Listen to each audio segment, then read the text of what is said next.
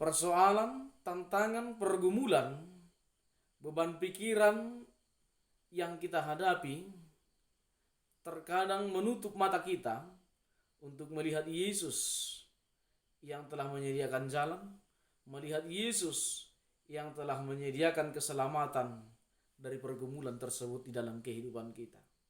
Sama seperti yang dialami oleh Petrus dalam Matius pasal yang ke-14 sampai dengan ayat yang ke-22 sampai dengan ayat yang ke-33. Dalam kisah tersebut, Yesus berjalan di atas air. Pada waktu sudah agak malam dan murid-murid melihat hal itu dan mengatakan bahwa itu adalah hantu. Tetapi Yesus mengatakan, ini adalah aku, kamu jangan takut.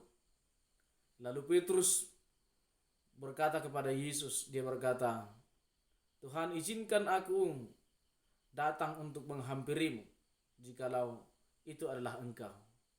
Maka Yesus mengatakan, datanglah. Dan ketika Petrus datang, turun dari perahu itu, dia melihat Yesus di dalam kehidupannya.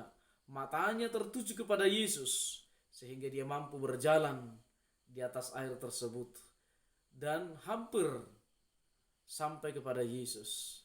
Namun ketika sebelum sampai kepada Tuhan Yesus, dia mengalami hembusan daripada angin yang terjadi pada saat itu. Dan dia melihat gelombang yang besar. Dia melihat dalamnya danau di mana tempat dia berpijak.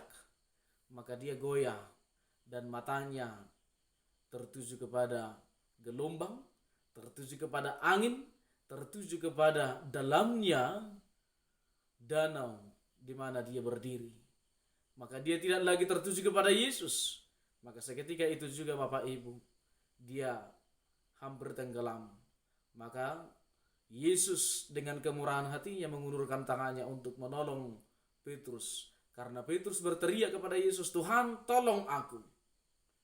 Maka Yesus datang mengulurkan tangannya dan berkata, hai kamu orang yang kurang percaya, di manakah iman percayamu?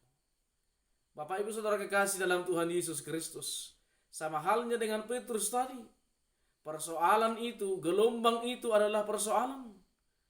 Angin itu adalah tantangan yang kita hadapi. Dalamnya ombak itu adalah banyaknya pergumulan yang mungkin kita lalui dalam kehidupan kita. Dan itu sering membuat kita dan menutup mata kita melihat Yesus yang telah membentangkan tangan, melihat Yesus yang telah mengulurkan tangan untuk menolong kita, membantu kita dalam setiap pergumulan itu. Bapak Ibu Saudara kekasih dalam Tuhan Yesus Kristus, maka ketika kita menutup mata kepada Yesus, maka kita akan tenggelam dalam pergumulan.